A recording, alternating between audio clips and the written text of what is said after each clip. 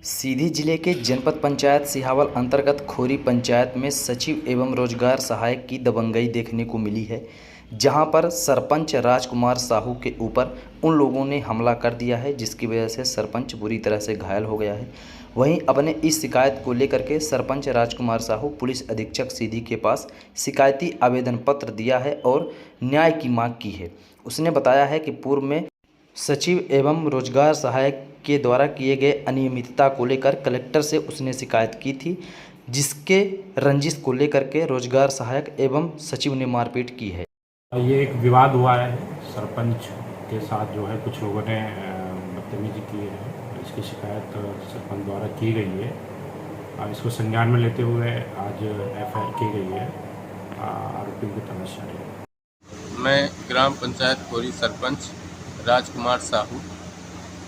15 अगस्त को हमारे यहाँ ध्वजारोहण होने के बाद जो वहाँ की ग्रामीण जनता थी आई थी और कुछ मजदूर वर्ग के लोग आए थे जो ग्राम पंचायत में काम किए थे। वो हमसे पैसे का जिक्र किए कि हमारा मजदूरी 4-5 महीने से रुका हुआ है, पैसा हमारा कब मिलेगा।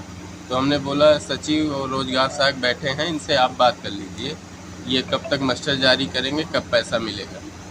इसके पहले भी ये 4-5 महीने बाद ये मटेरियल पेमेंट का भी भुगतान कराए हैं, अभी उसमें कुछ ही करवाए हैं। वो विधायक जी का विकास पर्व था, इसी के चलते इसी डर से कुछ पेमेंट करा दिए हैं और पूरा पेमेंट अभी लटका हुआ है। 1 साल से हमने 25-30 लाख के समथिंग काम किया था, जिसमें से 10 लाख समथिंग पैसा निकला है 1 वर्ष में। और ये जो मटेरियल पेमेंट है, लेबर पेमेंट है, ये सब लोग पैसा मांग रहे हैं और ये पूरा पैसा सचिव और रोजगार सहायक के चलते रुका हुआ है। फिर इसके बाद जब पैसा मांगे मजदूर तो हमारे भाई राजराखन साहू बोले कि ये इन्हीं लोग पैसा रोके हैं, तो ये पैसा कैसे दिलवाएंगे, जब ये मास्टर डिमांड करेंगे तब पैसा मिलेगा। तो वो लोग हमारे बड़े भाई से लड़ने लगे, गाली गलौज करने लगे, तेज बातें करने लगे और फिर इसके बाद गाली गलौज और मारपीट के लिए सचिव और रोजगार सहायक दौड़े। तो हम अपने भाई को बोले आप चले जाओ घर, इसके बाद हम यहाँ देखते हैं, हम हैं। फिर हमारे भाई लोगों को भेज दिए घर। इसके 15-20 मिनट बाद कुछ गुंडे 25-30 गुंडे बुला के और स्वयं सचिव रोजगार सहायक जाके और हमारे घर में घुस के और हमारे भाई, बड़े भाई, छोटे भाई और हमारी भाभी को के साथ मारपीट किए और वहीं पे हम भी पहुँचे तो हमारे साथ भी मारपीट किए। नहीं तो आपने थाने में एफआईआर कराई है, क्या क्या हुआ है? थाने में हमने आज लगातार 3 दिन से दौड़ रहे हैं। आज तक में एफआईआर दर्ज हुई है, उसमें भी 2-3 लोग छूट गए हैं, जबकि 25-30 लोग थे। उनमें से जो जिनको हम पहचानते हैं उनको पहचानने वालों में से 2-3 नाम छोड़ दिए हैं। बोले कि 4 ही लोगों का करीब हो पाएगा। तो हमने बोले कि और जितने लोग आए थे, जितने दोषी हैं, सबके नाम एफआईआर हो।